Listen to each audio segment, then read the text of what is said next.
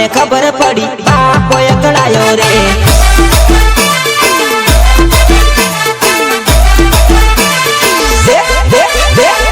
રડતી રડતી બોલે ગટુન કોણ એકળાયું રે રડતી રડતી બોલે ગટુન કોણ એકળાયું રે હાલ હાલ હાલ હાલ હાલ ચીક ચીક ચીક હાલ હાલ હાલ હાલ